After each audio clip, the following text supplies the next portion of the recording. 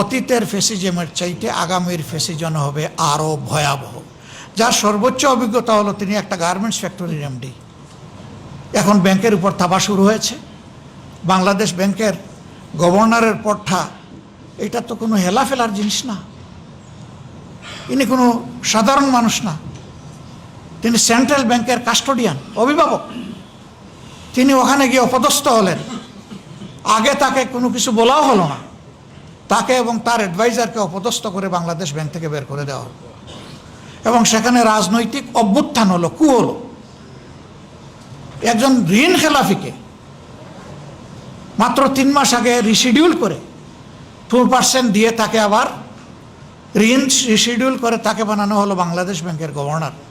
যার সর্বোচ্চ অভিজ্ঞতা হলো তিনি একটা গার্মেন্টস ফ্যাক্টরির এমডি। দুনিয়ার কোনো জায়গায় তামসা জাতির সাথে করা হয়েছে বলে আমাদের জানা নেই। এখন আস্তে আস্তে তফসিলি বাণিজ্যিক ব্যাংকগুলোর দিকে এখন কালো হাত বাড়ানো হচ্ছে। আমরা দেশবাসীকে বলবো, সতর্ক হন। এই ব্যাংকের মালিক দেশবাসী, কোনো দল নয়। সবাইকে পাহারাদারের ভূমিকা পালন করতে হবে, গর্জে উঠতে হবে। আপনার আমানত আপনাকে রক্ষা করতে হবে। আমরা আপনাদের সাথে আছি। প্রিয় দেশবাসী, তারপরে আমরা কি দেখলাম? বিচার বিভাগকে রাজনৈতিক প্রভাবাধীন রেখে যত সব অবিচার করা হয়েছে, জুডিশিয়াল কিলিং করা হয়েছে, মানুষকে ডিফেম করা হয়েছে। স্বয়ংের ভিকটিম প্রয়াত সাবেক প্রধানমন্ত্রী বিএনপি চেয়ারপারসন বেগম খালেদা জিয়া হয়েছেন, আমাদের নেতৃবৃন্দ হয়েছেন, অনেকেই হয়েছেন। সীমাহীন মানুষ এই অবিচারের শিকার হয়েছে। সেই জায়গায় স্বাধীন বিচারালয়ের আলাদা সচিবালয় হবে, এইটা ঠেকিয়ে দেওয়া হলো। অলরেডি এটা উদ্বোধন হয়ে গেছে।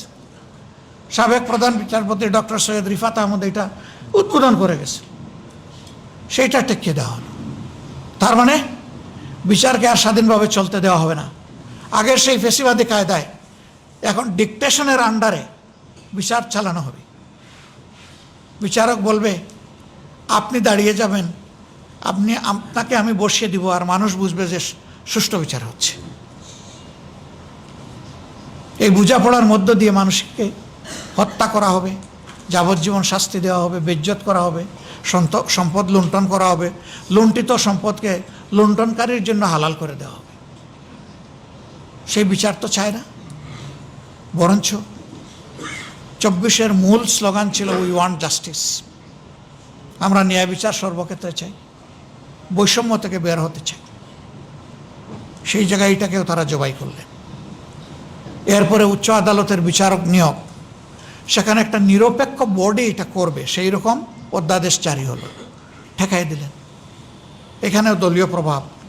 তো দলীয় ভিত্তিতে যখন বিচারক তৈরি হবে, তখন বিচারপতি খায়রুল হক তৈরি হবে, বিচারপতি শামসুদ্দিন মানিক তৈরি হবে, শপথবদ্ধ রাজনীতিবিদ বিচারপতি এনায়েতুর রহিম তৈরি হবে।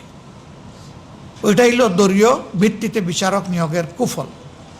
সেই কুফল তো আপনারাও বুক করলেন, আমরাও বুক করলাম। আবার কেন সেই পুরানা সংস্কৃতিতে ফিরে যাব? এই সবগুলা যখন বিদ্যমান থাকবে, পিএসসি গঠনের ঠিক একই কথা, সেটাও ঠেকাই দেওয়া হলো। এগুলা যখন বিদ্যমান থাকবে, আমরা আশঙ্কা করছি অতীতের ফ্যাসিজমের চাইতে আগামীর ফ্যাসিজম হবে আরও ভয়াবহ।